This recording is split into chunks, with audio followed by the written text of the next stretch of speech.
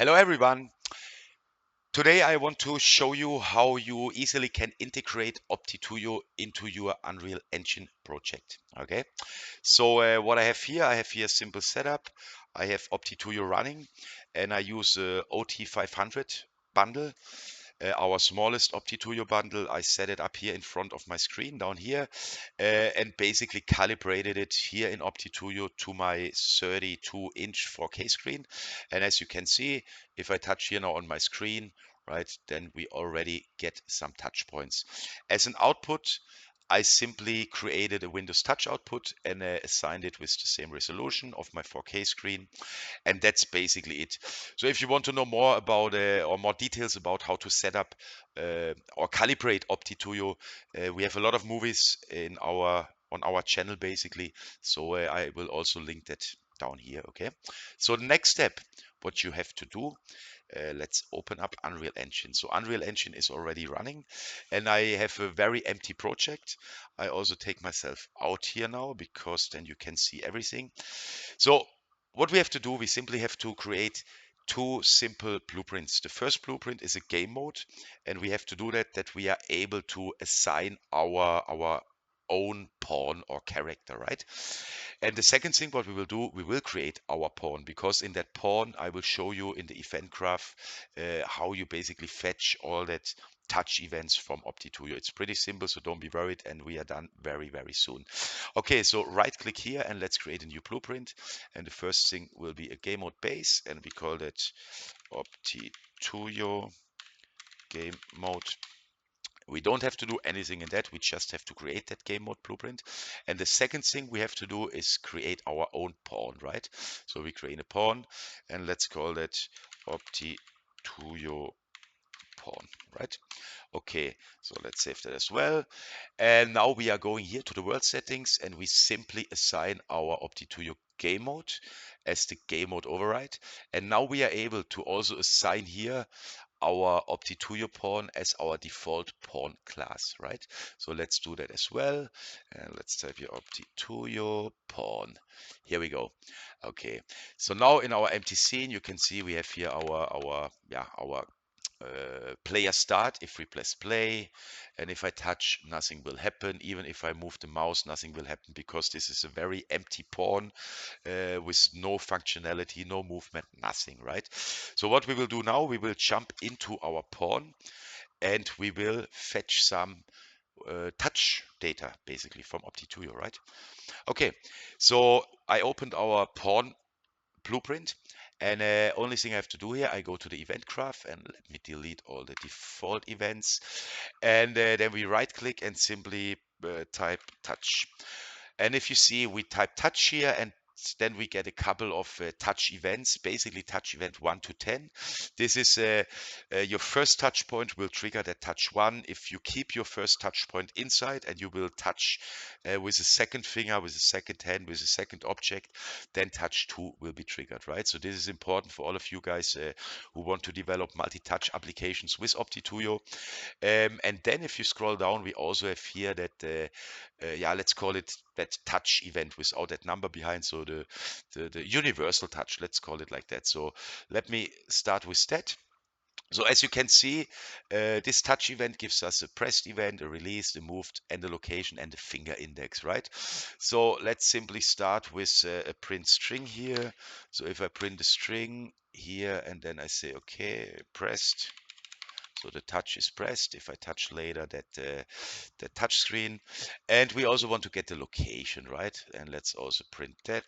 Let's also make a print string. Let's turn off the context sensitive print string. And now we have here a conversion that's automatically done by Unreal from a vector into a text, into a string basically. Let's connect that. Let's compile, save, let's minimize that, and let's play. And if I touch my screen now, then you see already we get a location and we get the pressed print string or the pressed event. Okay, so this is the first step, just to show you. So now let's go back to our input touch.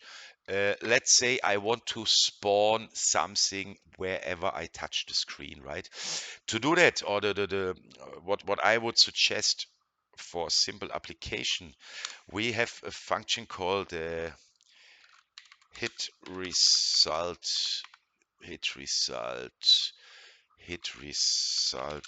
cursor. Okay, let's make it cursor under cursor under get hit result under cursor by channel. Yeah, so that's exactly the function what we want. So this function want to have your player controller. So simply type here get player controller, and let's make that context sensitive, that we also take the correct game controller, right? We want to have here the game category and then get the player controller. Okay, so that's all good. And now the next step what we want to do is we basically want to spawn an object, right? We want to spawn object wherever we press that. So to do that, we simply go here and say pressed on pressed. If we have a touch point, then I want to spawn actor from class. Here we go. So now we have to create our actor. Yeah, you can use your existing actor or any built-in actor, but I just want to show you quickly how to create a simple actor here. So let's compile that. So that's not working now. That's okay, but let's minimize that and let's create here quickly another blueprint. And this will be an actor, and we call it my sphere. Okay, let's save that. Let's jump into that blueprint, my sphere. And the only thing I have to do here is simply create a sphere, right? Because this actor I want to spawn, and once I spawn it, I simply want that we spawn that sphere, right? Okay, let's compile that, save it, and go back to our OptiTUIO pawn. And now we are able to say my sphere. Here's my sphere. We choose that.